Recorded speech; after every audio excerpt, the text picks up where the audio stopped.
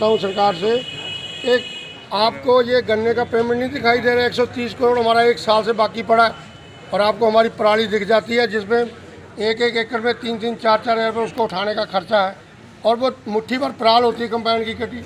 इसमें ये नहीं हुआ, इसमें MS लगाओ, जो उसमें SM लगता है उसका हमें लाभ बता दो, कोई कर्मचारी बता दो उसका क्या लाभ है लगवाने का।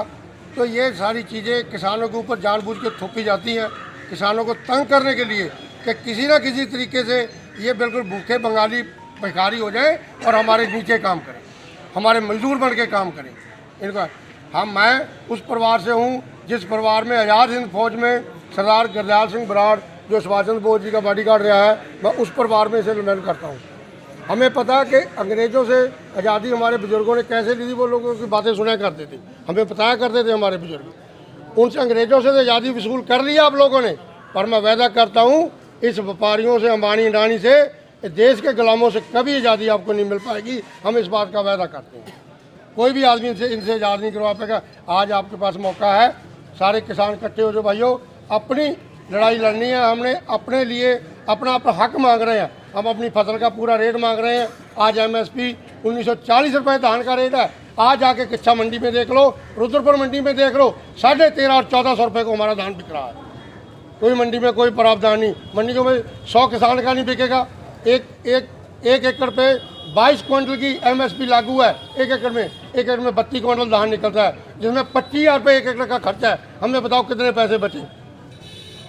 एक आज कर्मचारी की 40 से 50,000 रुपये महीने की तनख्वाह है, हमें महीने का 27 रुपये एक आदमी को मजदूरी पड़ती है। हम 27 रुपये में कैसे गुजारा कर ले, इनकी 40,000 रुपये में तो इनका पेट नहीं पड़ता। तो हमसे फिर भी ये जब हमारे घरों में जाते हैं कोई उल्टे सीधे काम के लिए, तो हमसे फिर पैसा मांगते हैं। इनका 40,000 से पेट नहीं भरता, हम 27 रुपये में पेट कैसे भर लें अपना। तो भाई आपको अपना कोई वायदा याद नहीं, आपको सिर्फ किसानों को परेशान करने के कानून बनाने की आपको जल्दी पड़ी रहती है। बेचारा किसान धान कटवा कर पराली जलाने का किस तरह से अपनी हैरों से उसको खांदे, मगर आपको वहाँ पता नहीं कैसे पता लग जाता है। सिपाही साहब पहुँच जाते हैं और वहाँ पे उनको मुकदमा लिख जाता है, उनके खिलाफ कार्रवाई होती है। साथियों, आपको ये फैक्ट्री का नहीं दिखता है, ये पुलिस वालों को या सबको जितने भी सरकार में बैठे इनको नहीं दिखता है कि गन्ने का पेमेंट हमारा इतना बाकी 130 करोड़ रुपया। बेचारा किसी की बहन की शादी है, किसी के घर में कोई बीमार है, आज इलाज कराने की भी पोजीशन में नहीं है, मगर आपको शर्म नहीं आती है गन्ने का पेमेंट आप कराएं। आप किसानों को परेशान करने का कानून बनाते हैं।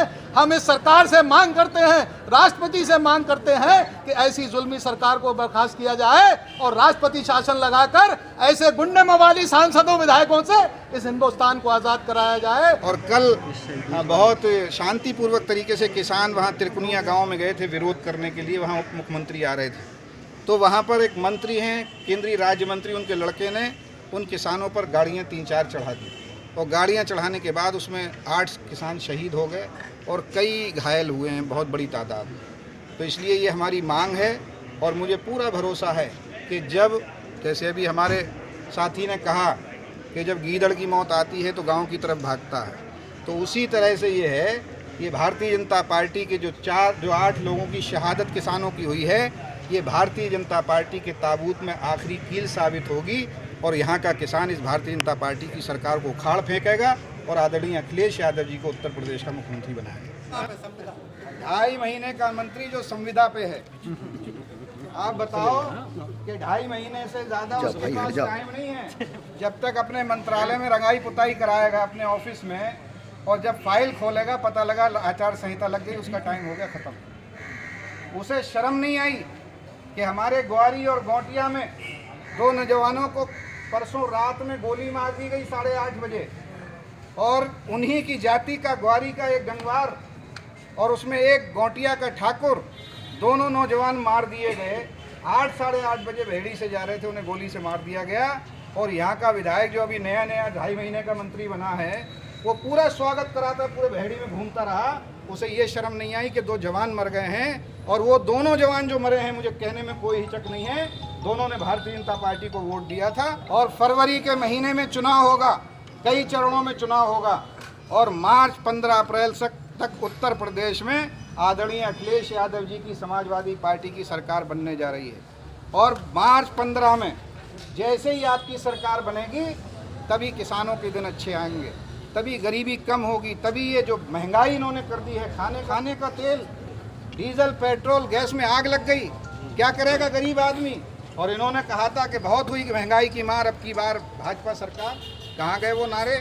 तो ऐसे हालात हैं और इंतज़ार कर रही है जनता कि 2022 का चुनाव आए और हम साइकिल का बटन दबाएं। एक एक आदमी इंतज़ार कर रहा है। इसलिए साथियों, मार्च में तुम्हारी सरकार बनेगी और 15 मार्च के सरकार बनने के बाद ये भारतीय जनता पार्टी के कीड़े मकोड़े कहीं यहाँ पर आपको दिखेंगे नहीं, यहाँ से। अखिलेश यादव। इसलिए साथियों, मार्च में तुम्हारी सरकार बनेगी और 15 मार्च के सरकार बनने के बाद ये भारतीय जनता पार्टी के कीड़े मकोड़े कहीं यहाँ पर आपको दिखेंगे नहीं, यहाँ से। अखिलेश यादव जिंदाबाद, रेवंत साहब जिंदाबाद। मेरी मीटिंग थी बंजरिया में और मीटिंग पहले हमने मीटिंग करी कल्याणपुर में, और वहाँ ही फ़ोन आने लगे कार्यकर्ताओं के कि बंजरिया चौकी का दरोगा यहाँ मीटिंग करने को मना कर रहा है। मैंने कहा अच्छा भाई क्यों कर रहा है, तुम लोग तो कह रहे थे बारात घर के अंदर होगी। बोले बारात घर के अंदर है, बारात घर के मालिक से भी कह दिया कि यहाँ मीटिंग मत होने दो, वो भी ताला मार के चला गया। मैंने कहा अभी आ रहा हूँ मैं, और मैंने SPRA से बात करी, यहाँ के SDM से बात करी, और तब वो दरोगा वहाँ से भागा और फिर मीटिंग हुई। कहने का मतलब ये वो दरोगा है इस छत्रपाल का चमचा। और मैं आज कह के आया हूँ, मैंने कहा याद रख लेना, इसका नाम लिख लेना, मार्च में इसका ट्रांसफ़र नहीं कराएंगे, इसे यहीं रखेंगे और यहीं पर जितना इसने जुल्म करा है एक एक बदला ले लेना। योगी बाबा जी के बस की बात नहीं है उत्तर प्रदेश को संभालना, उत्तर प्रदेश को चलाना इनके बस की बात नहीं है। तो हम सबकी ये भी मांग है कि इतनी बड़ी घटना हुई है, जो आज इंटरनेशनल लेवल की ये घटना हुई है कि किसान अपनी शांतिपूर्वक तरीके से अपनी बात कह रहे थे, उन पर गाड़ियाँ चढ़ा दी और उनको ऐसा जालिमाना जो हरकत कही है, ऐसा अंग्रेज़ों के टाइम में तो हुआ है, इसके बाद कभी हुआ नहीं है। इसलिए योगी जी को तुरंत इस्तीफा दे देना चाहिए और उत्तर प्रदेश में राष्ट्रपति शासन लगना चाहिए, ये मांग है।